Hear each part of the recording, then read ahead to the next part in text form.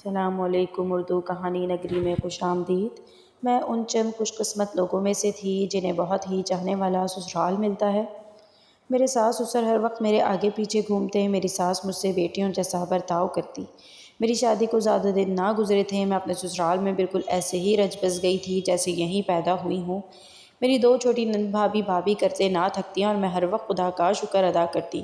میں نے ہمیشہ سسرال کے نام پر بہت کچھ برا سن رکھا تھا اور رخصتی کے وقت بھی یہی سوچ رہی تھی کہ نہ جانے مجھے اپنے سسرال میں کن پریشانیوں کا سامنا کرنا پڑے گا۔ ویسے بھی میری اور اظہر کی پسند کی شادی تھی۔ میں اور اظہر ایک ہی کالج میں پڑھتے تھے۔ ہم دونوں نے ایک دوسرے سے محبت کی شادی کی تھی۔ ہم لوگ کالج کے بعد کئی گھنٹے ایک ساتھ گزارتے اور پھر ایک وقت ایسا آیا جب ہمیں احساس ہوا کہ ہم ایک دوسرے کے بغیر نہیں رہ سکتے اور اسی وقت ہم نے شادی کا فیصلہ کر لیا۔ میں ایک امیر گھرانے سے تھی جبکہ اظہر کا تعلق مڈل کلاس گھرانے سے تھا، اسی لیے اظہر نے مجھ سے شادی کے لیے کچھ وقت مانگا اور جیسے ہی اس کی نوکری لگ گئی اس نے اپنے گھر والوں کو میرے گھر بھیج دیا۔ میرے ماں باپ نے میری خوشی کا خیال رکھتے ہوئے میرا اور اظہر کا رشتہ طے کر دیا، جبکہ یہ ایک بے جوڑ رشتہ تھا کیونکہ اظہر عمر میں مجھ سے چھوٹا تھا۔ میرے ماں باپ میری شادی اپنے خاندان میں کرنا چاہتے تھے، لیکن جب میں نے اظہر کا نام لیا تو میرے بابا نے اظہر سے ملنے کے بعد مجھ سے شادی کے لیے ہاں کہہ دی۔ ایک مہینے کے بعد ہی ہماری شادی طے ہو گئی۔ دونوں ہی طرف زور و شور سے شادی کی تیاریاں ہونے لگی اور پھر ارمانوں بھرا وہ دن آ گیا جب میں اپنا گھر چھوڑ کر سسرال کے لیے روانہ ہو گئی۔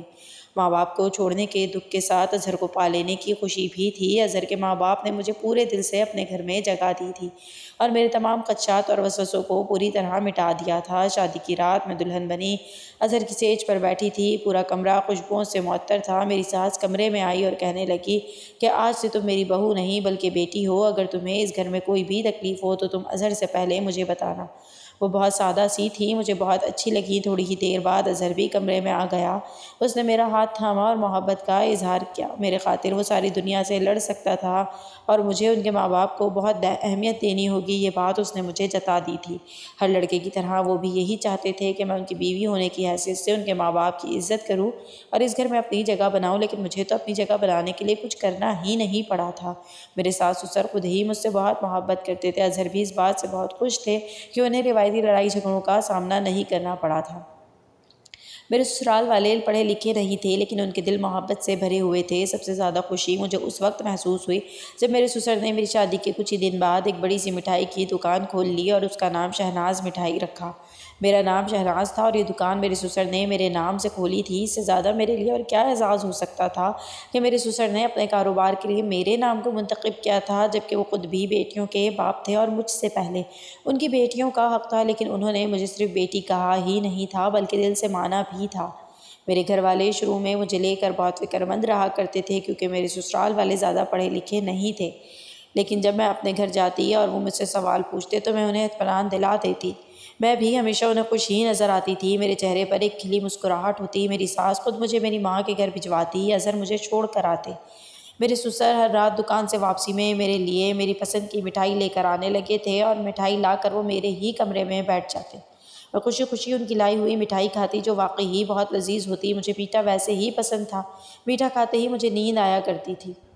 مٹھائی کھانے کے تھوڑی ہی دیر بعد میں سکون کی نیند سو جاتی اور پھر صبح ہی آنکھ کھلتی۔ اظہر اکثر مجھے تنگ کرنے کے لیے کہتے کہ تم تو میرے گھر میں رانیوں جیسی زندگی گزار رہی ہو، اور میں خوشی خوشی کہتی کہ ہاں آپ ٹھیک کہہ رہے ہیں، مجھے یہاں بہت سکون ہے، میں آپ کا ساتھ پا کر بہت خوش ہوں۔ ایسا لگتا تھا جیسے قسمت کی دیوی مجھ پر مہربان ہو گئی ہو، اور اس وقت میری خوشی کو چار چاند لگ گئے جب ڈاکٹر نے بتایا کہ میں امید سے ہو گئی ہوں۔ پچھلے کچھ دنوں سے میری طبیعت بہت ہی بوجھل رہنے لگی تھی۔ مٹھائی کھاتے ہی مجھے قے محسوس ہوتی۔ بہت مشکل سے اپنے سسر کا دل رکھنے کے لیے میں مٹھائی کھاتی تھی۔ میری بدلتی ہوئی حالت کو دیکھ کر فوراً ہی میری ساس مجھے ڈاکٹر کے پاس لے گئیں اور ڈاکٹر نے بتایا کہ میں امید سے ہوں، مجھے آرام کی ضرورت ہے۔ یہ سنتے ہی میری ساس نے مجھے گلے سے لگا لیا اور کہنے لگیں یہ سب تیرے سسر کی مٹھائی کا کمال ہے، ایسی حالت میں تو تجھے زیادہ میٹھا کھانا چاہیے تاکہ تیرے پاس بیٹا ہو۔ میں تیرے سسر سے کہوں گی کہ وہ روز تیرے لیے تازہ مٹھائی لایا کرے۔ مجھ سے اب بالکل بھی مٹھائی نہیں کھائی جاتی تھی، لیکن میں اپنی ساس کو کچھ نہ کہا۔ میری طبیعت دن بدن گرتی جا رہی تھی۔ میں اپنی بدلتی ہوئی طبیعت کو لے کر کافی پریشان تھی، لیکن ڈاکٹر نے مجھے بتایا کہ عام طور پر حاملہ عورتوں کو ایسی مشکل پیش آتی ہے، لیکن کچھ ہی مہینوں میں سب کچھ ٹھیک ہو جائے گا۔ میری ساس بھی ہنس کر کہنے لگی بچے کو جنم دینا کوئی آسان کام نہیں ہے، عورت اپنی جان کی بازی لگا کر ایک نئی جان کو جنم دیتی ہے۔ میں نے بھی اظہر کی پیدائش پر بہت تکلیف برداشت کی تھی، جب ہی تو خدا نے میری گود میں بیٹے کی خوشی ڈالی۔ ان کی بات سن کر میں مطمئن ہو گئی، کیونکہ میری بھابھی بھی جب امید سے تھی تو بھی وہ سارا وقت ایسے ہی بے چین رہا کرتی تھی۔ پھر میری ساس نے مجھے مٹھائی لا کر دی، لیکن وہ مجھ سے پوری کھائی ہی نہ گئی۔ میں نے تھوڑا سا ٹکڑا اپنی نند کو دیا تو میری ساس نے سختی سے منع کر دیا کہ یہ مٹھائی صرف شادی شدہ عورتوں کے لیے ہے، اس میں خاص قسم کے مغزیات شامل ہیں جس سے عورت جلدی حاملہ ہو جاتی ہے، اور حاملہ عورت کے کھانے سے حاملہ عورت اور اس کے بچے کو غذائیت حاصل ہوتی ہے، اور تمہاری نند ابھی شادی شدہ نہیں ہے، اس لیے اسے یہ مٹھائی نہ دینا۔ میری ساس میرا بہت زیادہ خیال رکھنے لگی تھی۔ میں سارا وقت اپنے کمرے میں بستر پر پڑی رہتی، اور کبھی تو ایسا محسوس ہوتا جیسے میں بیمار ہی ہو گئی ہوں، لیکن میری ساس کہتی کہ تم کوئی کام نہ کرنا، مجھے صحت مند پوتے پوتیاں چاہیے۔ ایک دن صبح میری ایک پرانی دوست مجھ سے ملنے کے لیے آئی۔ ہم بچپن کے دوست تھے، وہ ہمارے پڑوس میں ہی رہا کرتی تھی، لیکن پھر اس کی شادی مجھ سے پہلے ہی ہو گئی۔ ہم دونوں صرف فون پر رابطے میں رہ گئے۔ وہ ڈاکٹر تھی، لیکن اولاد کی نعمت سے محروم تھی۔ اس کی شادی کو کئی سال ہو چکے تھے۔ وہ حاملہ ہوتی، لیکن کچھ ہی مہینوں میں اس کا بچہ ضائع ہو جاتا۔ ہر طرح کے علاج کے باوجود وہ اب تک ماں نہیں بن پائی تھی۔ کئی دفعہ وہ اس دکھ سے گزر چکی تھی۔ جیسے ہی اسے میرے امید سے ہونے کی خبر ملی، وہ اسپتال جانے سے پہلے ہی میرے پاس چلی آئی اور مجھے گلے سے لگا لیا۔ صبح اسے دیکھ کر میں حیران ہوئی، لیکن اچھے دوست ہمیشہ دکھ اور خوشیوں میں سب سے پہلے شریک ہوتے ہیں۔ میں نے اپنی دوست فائزہ سے کہا کہ میرے سسر میرے لیے ایک خاص قسم کی مٹھائی بنا کر لاتے ہیں، جس سے زچہ بچہ دونوں ہی صحت مند رہتے ہیں، اور یہ مٹھائی حمل ٹھہرنے میں بھی مدد کرتی ہے، کیونکہ اس میں کچھ خاص قسم کے مغزیات شامل ہیں۔ تم بھی یہ مٹھائی کھا کر دیکھ لو، ہو سکتا ہے خدا تمہاری جھولی میں اولاد کی نعمت ڈال دے۔ رات میں نے آدھی مٹھائی کھائی تھی، آدھی میں نے فائزہ کے حوالے کر دی، اور اسے سختی سے تاکید کی کہ وہ سونے سے پہلے مٹھائی ضرور کھائے۔ فائزہ نے میرے ہاتھ سے مٹھائی لیے کاغذ میں لپیٹ کر اپنے پاس رکھ لی۔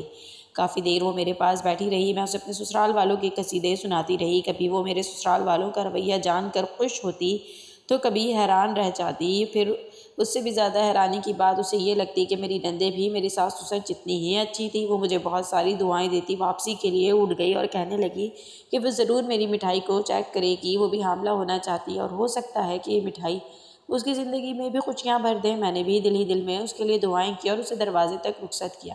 میری ساس نے مجھے دیکھتے ہی دوبارہ بستر پر لیٹنے کی تاکید کی تو میں مسکراتے ہوئے اپنے کمرے میں آ گئی۔ میری خراب طبیعت کی وجہ سے اظہر بھی آج کل نوکری سے جلدی واپس آ رہے تھے۔ وہ سارا وقت میرے پاس بیٹھے میرا دھیان بٹاتے اور آنے والے بچے کو لے کر باتیں کرتے۔ باپ بننے کی خوشی انہیں بہت ہی زیادہ تھی، وہ تو ابھی سے ہی خریداری کرنے لگے تھے۔ رات گئے میرے سسر مٹھائی لے کر آئے تو میں نے آدھی مٹھائی کھائی اور آدھی رکھ لی۔ میرا دل تو بہت چاہتا تھا، لیکن میں پھر بھی مٹھائی کھا نہیں پاتی تھی۔ اگلی صبح میں سو کر اٹھی تو میرے قدموں تلے زمین نکل گئی۔ میرے گھر کے دروازے پر پولیس کھڑی تھی، میرے سسر کو گرفتار کیا جا رہا تھا۔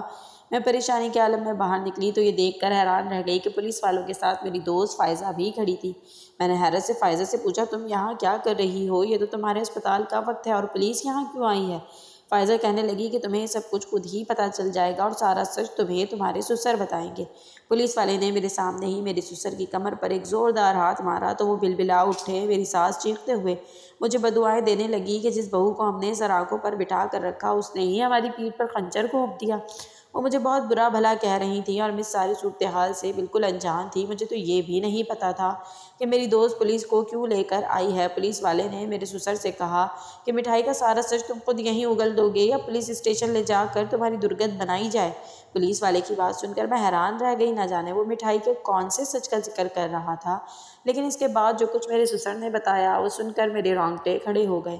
میرے سسر نے بتایا کہ جو مٹھائی وہ خصوصاً میرے لیے لے کر آتے تھے، وہ مٹھائی کسی خاص اجزاء سے تیار نہیں کی گئی تھی، بلکہ اس میں ہمیشہ ایک خاص دوائی ملائی جاتی تھی، جس کے ذریعے آہستہ آہستہ میرا دماغ مفلوج ہو جاتا اور میں ذہنی مریض بن جاتی، اور ایک وقت ایسا آتا کہ میں سال کے اندر ہی پوری طرح پاگل ہو جاتی۔ دراصل میرے سسرال والے جان بوجھ کر مجھے پاگل بنانا چاہتے تھے، کیونکہ ان کے بیٹے نے مجھ سے اپنی پسند سے شادی کی تھی۔ عمر میں ان کے بیٹے سے بڑی تھی۔ وہ اپنے بیٹے کے لیے اپنی بھانجی کو لانا چاہتے تھے۔ بیٹے کے سامنے اچھا بننے کے لیے انہوں نے اپنے بیٹے کی شادی تو مجھ سے کروا دی، لیکن جب انہیں میرے باپ کی دولت کا علم ہوا تو انہوں نے میرے باپ سے کاروبار کے نام پر بہت بڑی رقم ادھار لے لی، جس کے بارے میں مجھے کچھ علم نہیں تھا۔ میرے سسر نے سوچ لیا کہ جب کچھ وقت بعد میں مٹھائی کھا کر ذہنی مریض بن جاؤں گی تو وہ میرے باپ سے ادھار کی رقم معاف کروا لیں گے اور اظہر کی شادی اپنی بھانجی سے آرام سے کروا دیں گے۔ میرے سسر نے ایک تیر سے کئی نشانے باندھ لیے تھے۔ انہیں میرے باپ سے بہت بڑی رقم بھی مل گئی تھی۔ اظہر کی نظروں میں بھی سرخرو ہو گئے تھے اور کچھ ہی وقت بعد ان کی مجھ سے جان بھی چھوٹ جانی تھی، اور اس وقت تو میرے سر پر آسمان گر پڑا جب میری ساس نے بتایا کہ میں حاملہ نہیں ہوں، بلکہ اس دوا کے اثر کی وجہ سے میری طبیعت دن بدن گرنے لگی۔ تو میری ساس نے محلے کے ایک جعلی ڈاکٹر کے ہاتھ میں کچھ نوٹ پکڑا کر اسے اس بات کے لیے راضی کر لیا کہ وہ مجھے امید سے ہونے کی خوشخبری سنا دے، تاکہ میں اپنی گرتی ہوئی طبیعت کو لے کر بے فکر ہو جاؤں اور یہی سمجھتی رہوں کہ دوران حمل تو یہ سب کچھ ہوتا ہی ہے۔ پاس پڑوس والوں اور رشتہ داروں کو بھی میری ساس نے یہ بتانا شروع کر دیا تھا کہ میری طبیعت کچھ ٹھیک نہیں ہے اور میں ذہنی مریض ہوں، اسی لیے سارا وقت اپنے کمرے میں بند رہتی ہوں۔ جبکہ میں پوری طرح پاگل ہو جاتی تو لوگ پہلے سے ہی اس بات کو قبول کر چکے ہوتے۔ اظہر صبح کا گیا، شام کو گھر لوٹتا، اسی لیے اسے میرے ساس سسر کے اس منصوبے کے بارے میں کچھ علم نہ ہو سکا۔ جب میری دوست فائزہ مجھ سے ملنے کے لیے آئی اور میں نے اسے اپنے ساس سسر کے اچھے رویے کے بارے میں بتایا تو اسے خوشی ہوئی، لیکن ایک بات جاننے کے بعد اسے کچھ شک سا محسوس ہوا، اور جب میں نے اسے مٹھائی کے بارے میں بتایا تو اسے یقین ہو گیا کہ کہیں نہ کہیں کوئی ایسی بات ضرور ہے جس سے میں غافل ہوں۔ میری دوست ایک ڈاکٹر تھی، اسے یقین تھا کہ ایسے کوئی اجزاء مٹھائی میں شامل نہیں کیے جا سکتے جس کی وجہ سے کوئی عورت حاملہ ہو جائے، اور جس پابندی سے مجھے وہ مٹھائی کھلائی جاتی تھی، اس بات نے فائزہ کو پوری ہی طرح شک میں ڈال دیا تھا، اور فائزہ نے اپنا شک دور کرنے کے لیے مٹھائی چیک کرنے کا فیصلہ کیا تھا۔ وہ مجھ سے مٹھائی کا ٹکڑا لے کر اسپتال گئی، وہاں لیبارٹری میں ٹیسٹ کے لیے دیا، جس کی رپورٹ اسے آج صبح ملی، اور اس رپورٹ کے مطابق اس مٹھائی میں ایک خطرناک دوا شامل تھی جس سے میں ذہنی طور پر مفلوج ہو جاتی۔ فائزہ نے فوری طور پر پولیس کو اطلاع دی، اور پولیس کے ساتھ وہ میرے گھر چلی آئی، کیونکہ اس کے پاس مٹھائی بھی تھی اور رپورٹ بھی۔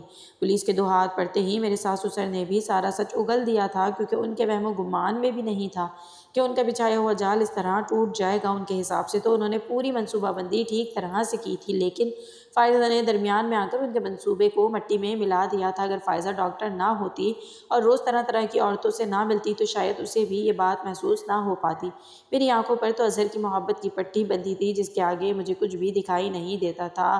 پولیس والوں نے میرے ساس سسر کو گرفتار کر لیا تھا کہ جب ہی میری نظر دروازے کے پاس کھڑے اظہر پر پڑی۔ وہ نہ جانے کسی کام سے لوٹ کر آئے تھے، اور اپنے ماں باپ کا سارا سچ انہوں نے خود سن لیا تھا۔ وہ میرے قریب آئے، دونوں ہاتھ میرے آگے جوڑ کر کہنے لگے، میں ان کے بوڑھے ماں باپ کو ان کی محبت کی خاطر معاف کر دوں۔ وہ کہہ رہے تھے کہ میں تمہیں یہاں سے کہیں دور لے چلوں گا اور ہم اپنا نیا آشیانہ بنائیں گے۔